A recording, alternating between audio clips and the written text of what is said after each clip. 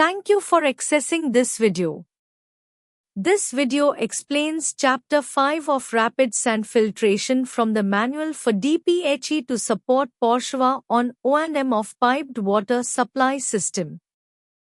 This video was created based on the training material used in the training of trainers for the PICMAC DPHE Phase 2 project supported by JICA. This module covers Chapter 5 of the manual. It is Rapid Sand Filtration. The page number is from P5-1 to P5-37, and it is one of the most important units in the water treatment process, especially for POSHWA piped schemes. Today we will learn about points on the operation and maintenance for RSF facilities in POSHWA piped water supply schemes. By the end of this module, you should feel confident giving technical supports to POSHWA engineers to diagnose RSF performance, understand failures, and guide proper operation and maintenance. So let us begin by understanding what RSF is, how it works, and why it is essential for producing safe drinking water. Through this session, it is expected that you will learn these 4 points.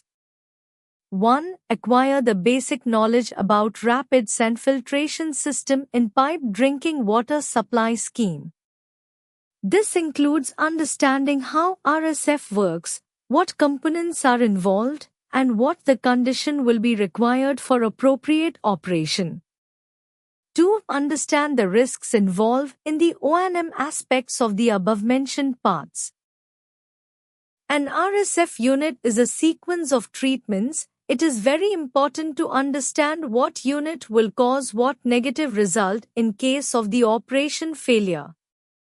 3. Diagnose the situation in the above-mentioned parts with parameters such as turbidity, filtration velocity, head loss, etc. 4. Understand the necessary actions and countermeasures to taken for supporting POSHWA. Everything we discuss today is meant to empower you to guide others using practical, field-ready knowledge. Here are the agendas for this session. Starting from providing knowledge of the basic theory, this is important because a solid understanding of the principles allows you to solve problems more easily. Then we will see what points should be confirmed for the water facility diagnosis and necessary action and countermeasures. These are the items you must check daily or weekly when evaluating RSF facility.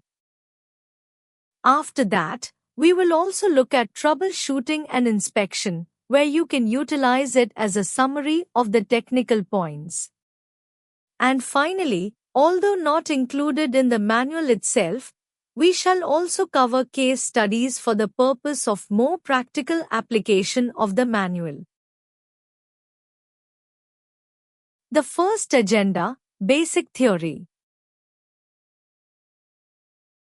Rapid sand filtration is a water treatment method used to remove suspended particles, often called flocks, from water. These particles can include clay, silt, organic matters. Turbidity consists from them and bacteria trapped inside the flocks and so on. The flocks can also contain iron and arsenic in this process. As it flows through the filter, which is usually consists of several sizes of the sand, the suspended particles are trapped between the sands. This filtration is called rapid because the filtration speed is relatively high compared to slow sand filtration, which is another technology. However, because the filtration speed is relatively high, the filter bed becomes clogged more quickly and must be cleaned frequently through a process called backwashing. In most POSHWA treatment plants, this RSF unit is placed after sedimentation. So if sedimentation is poor, the RSF will receive too much load and fail quickly. As you may have ever seen before, These photos are overall outlook of the rapid sand filter treatment plant. The left photo is the side view of the treatment plant. You can see an elevated tank in the upper middle left of the photos. This plant seems to be new apparently and medium size, like 10,000 production per day. The right photo is the top view of the water treatment plant. In this photo, you can see sedimentation basins in the bottom to left side in the photo, and besides them, on the right side in the middle of the photo, you can see the sedimentation basins. Additionally, at the top right, you can see filtration basins. RSF is particularly useful in two situations. The first case is when the raw water is river water. River water usually contains a lot of suspended solids and turbidity. RSF can remove these reliably as long as upstream processes work well. The second case is groundwater that contains arsenic or iron. Groundwater appears clear, but when you aerate it, iron oxidizes and forms visible turbidity. These oxidized particles are removed by RSF. Another important point, as shown in the slide as number 3, is that raw water with turbidity up to 500 NTU can be treated effectively. However, turbidity above that level may require pre-sedimentation or roughing filters. So RSF is a very versatile treatment method, but it must be supported by proper upstream processes. It is extremely important to know and understand the risk caused in case the RSF fails to work properly. If the RSF system fails to function properly, the consequences directly impact public health and operational sustainability. First, water quality deteriorates immediately. Also, second, the risk of waterborne diseases increases because pathogens may hide inside suspended particles. And as seen in the third ballet, the disinfection unit has to consume more chlorine, increasing cost and reducing acceptability due to taste and smell. The risk also includes the operational troubles occur, pump clogging, high head loss, mixing problems, which you can see that in the fourth ballet. Moreover, as you see in the fifth point, customers may complain for the poor water service quality. Lastly, you cannot ignore the risk is non-compliance with the National Drinking Water Quality Standards. Any kind of water institution obviously has to follow the water standard. This chart is the overall sequence for treating river water. The key steps are 1. Pre-sedimentation, or this may be set tighter with roughing filter, to coagulation and prechlorination if equipped, then 3. Flocculation, and 4. Sedimentation, and 5. Filtration, and 6. Post-chlorination, and finally distributed. Each unit affects the following unit or step. Think of it like a chain. If one link breaks, the entire chain fails. If flocculation is weak, the sedimentation tank cannot remove solids in an efficient way or as it is designed. If sedimentation fails, the filtration basin receives too much turbidity and it will be clogged fast, and in worst case the filtration does not work. If filtration fails, chlorination consumption will be huge, and it cannot ensure safety. When RSF condition is evaluated, always entire sequence should be checked, not only one particular unit. When treating groundwater that contains iron or arsenic, the process has a few differences. The most important step here is aeration. Groundwater contains iron and arsenic as dissolved form, and they cannot be removed by filtration unless they are sustained in water. Aeration introduces oxygen, and the oxygen oxidizes the iron and arsenic, and they form suspended particles as a result. Once becoming suspended particles, these particles can be removed by the usual sequence of coagulation, flocculation, sedimentation, and filtration. In many cases, the process can go without coagulant, so the second process is not always necessary. What we have to be aware of is that if the aeration is insufficient, the entire chain breaks and the treatment will fail. This table summarizes the differences between river water treatment and groundwater treatment. River water primarily challenges us with turbidity, especially during rainy seasons, as turbidity is likely to increase during the rainy season due to the turbulences caused in the river. Therefore, the pre-sedimentation or roughing filter is important. Groundwater challenges us with chemical contaminants, especially iron and arsenic, and aeration plays a crucial role. Because the nature of the raw water is different, the O&M focus is different as well.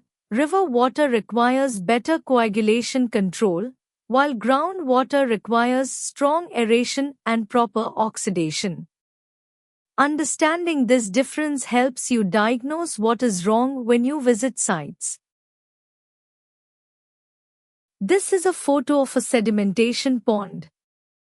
It is the first unit in the treatment process, especially for river water systems. Its purpose is to allow heavier particles to settle naturally.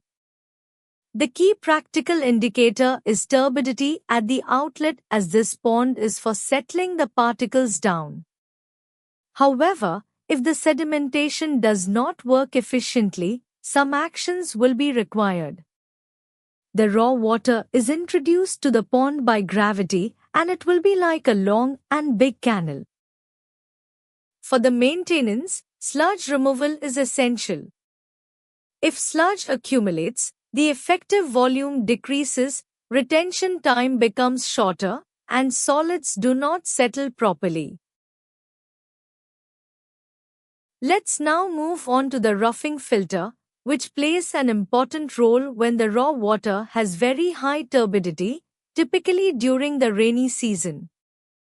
As already explained, and you can see the top right, it is the very initial unit of the treatment process. There are several types of roughing filters, and they are classified by flow directions, but in this session, I am picking up the horizontal flow type as it is the most common one, and I am showing it in the slide. A roughing filter is basically a pretreatment structure filled with coarse media, such as gravel or crushed stone. It reduces turbidity without using chemicals. So, it's very economical and easy to operate. The design filtration velocity is between 0.3 to 1.5 meters per hour, but generally, 0.3 to 0.6 meters per hour gives the best efficiency. If the flow is too fast, the particles won't have time to settle inside the filter bed, and turbidity at the outlet will stay high. If the flow is too slow, the water production rate drops and may hinder to produce adequate amount of production. So, efficiency and capacity always have to balance. When properly managed, they protect the sedimentation tank and the RSF from overloading, reducing maintenance costs downstream. In operation, the roughing filter must be cleaned routinely, otherwise the media will clog and flow rate will decrease. Routine cleaning means flushing out the trapped sludge as well as backwashing. It is desired that it is conducted frequently, ideally every 2 weeks. Manual cleaning, which means you clean the sand media with your hands, is less frequent, perhaps once a year. It involves excavating the filter material, washing it, and putting it back. One important point is that it is not recommended to let the material completely dried. Drying the sand media can let the surface of the filter media close, and it may reduce filtration efficiency. Other O&M is on the chamber part. This is to prevent from the structure of the roughing filter rather than maintenance of the filtration part. Here, I will explain about the aeration system. Aeration is the process of introducing air into water to increase the dissolved oxygen level. Why do we do this? To make iron and arsenic insoluble by oxidation. Since iron and arsenic exist in water in dissolved forms, if you don't air it properly, iron and remain continue to be dissolved in water. In that case, they cannot be captured by the sand filter as you see in the picture of before aeration. It is transparent and it even looks like safe and clean water. The water remains colorless but still contaminated, and it will not follow the water quality standard after all. On the other hand, after aeration, iron and arsenic form visible particles as you see the photo in the slide. Water becomes obviously turbid, and those visible particles are later removed in the later process. So, remember that aeration is not only about adding oxygen. It's about transforming the chemical state of contaminants so that they can be removed physically in the later process. These are photos of typical aeration systems. The top left one is cascade type, the top right one is apron type, the bottom left one is fountain type, and the bottom right one is tower type. Each of them are seen in Bangladesh. It is important to check if the water contacts air adequately. Now we move to flocculation, one of the most delicate but crucial steps in water treatment. Flocculation is the process of gently mixing water after coagulant is added so that small particles come together to become larger. These particles are called flocks. The flocks are heavy enough to settle first, then be filtered out in a later process. The most important point is to make big flocks. To make big flocks, the strength of the mixing is important. If mixing is too weak, particles remain dispersed in water and they will pass through sedimentation and the filtration will receive a big load, accelerate the clogging of the filter, and in worst case, high turbidity remains even after filtration. If mixing is too strong, flocks break apart and the same problem occurs. So, a balance between gentle movement and enough contact is an important point in this process. Coagulants are chemicals like alum that neutralize electrical charges of the turbidity particles. There are two types of alum coagulants, one is aluminum sulfate and another one is polyaluminum chloride, which is called PAC in short. Both of them are used by dissolve in water before adding to the treatment process. They work similarly and the pH is low. It means they are acidic chemicals, and the more you put them in water, the lower the pH of the water will become. Aluminum sulfate is commonly used in Bangladesh, and in this video, I call aluminum sulfate as alum. There are two common designs of the flocculation basin, shown on the top right photo. One is the vertical baffle plate method, and the other one is horizontal baffle plate method.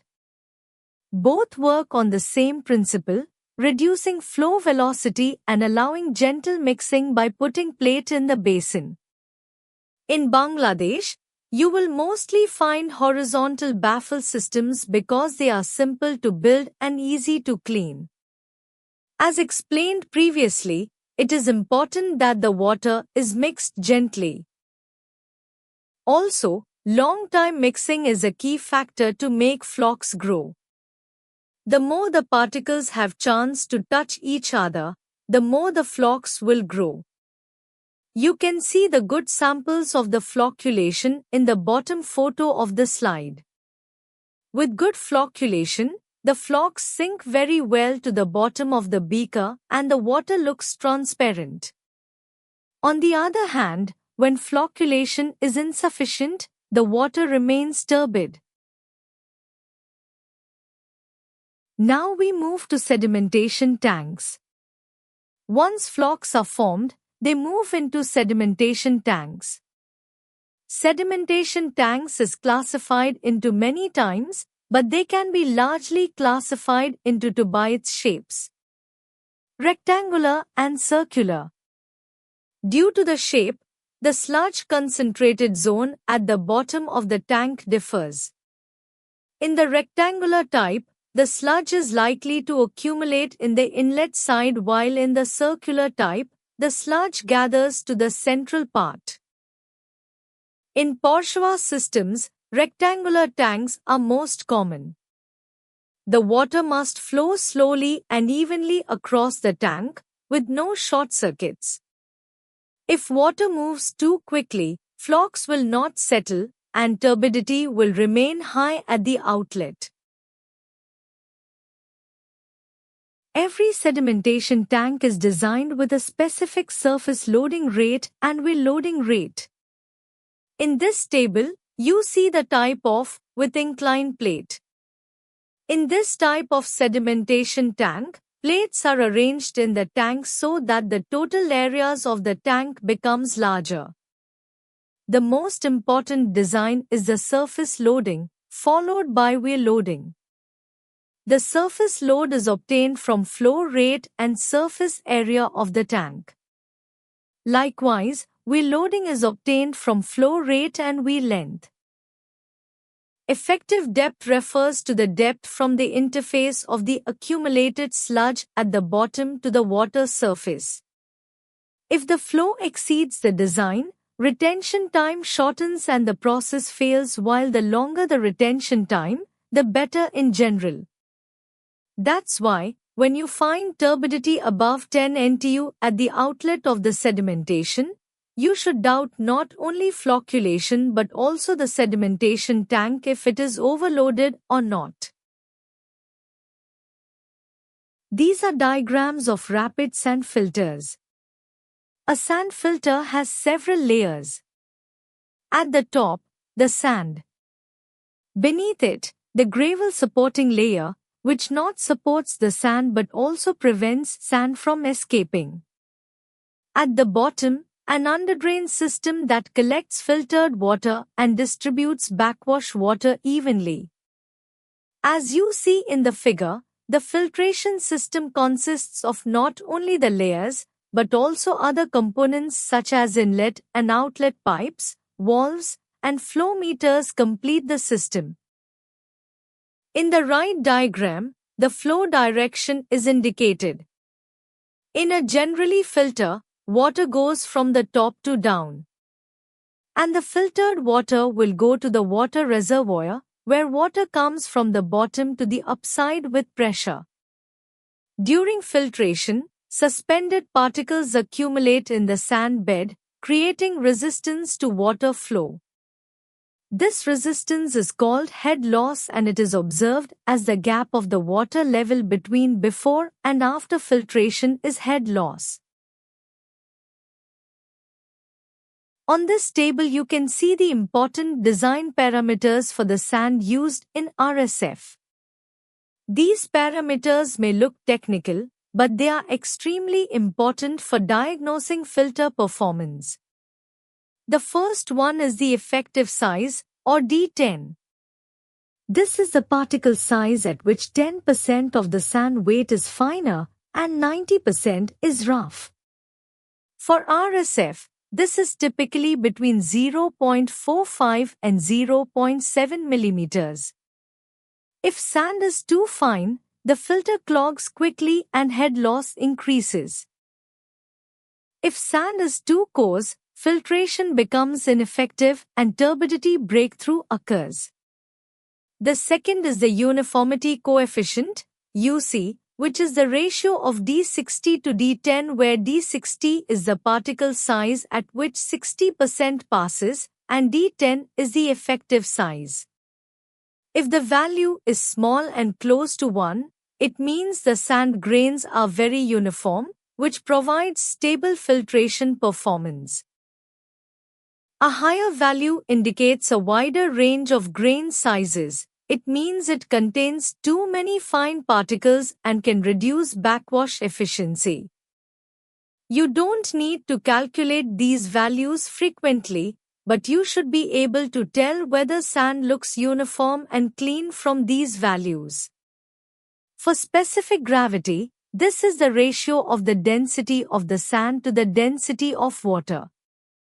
Heavier media settle more easily, while lighter media can be washed away during backwashing. As backwash is done many times, the sand may run off from time to time in some conditions. And if the sand layer gets thinner, the filtration efficiency decreases, so it should be kept between 600 to 700 millimeters. Now I introduces the concept of backwashing. Backwashing is the process of cleaning the filter by reversing the flow of water.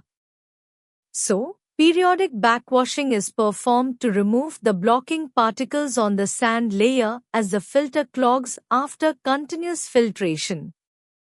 As head loss increases, the filter becomes clogged, then the filtration speed decreases and the filtration efficiency deteriorated. Backwash rate 0.15-0.20 m3 min m2.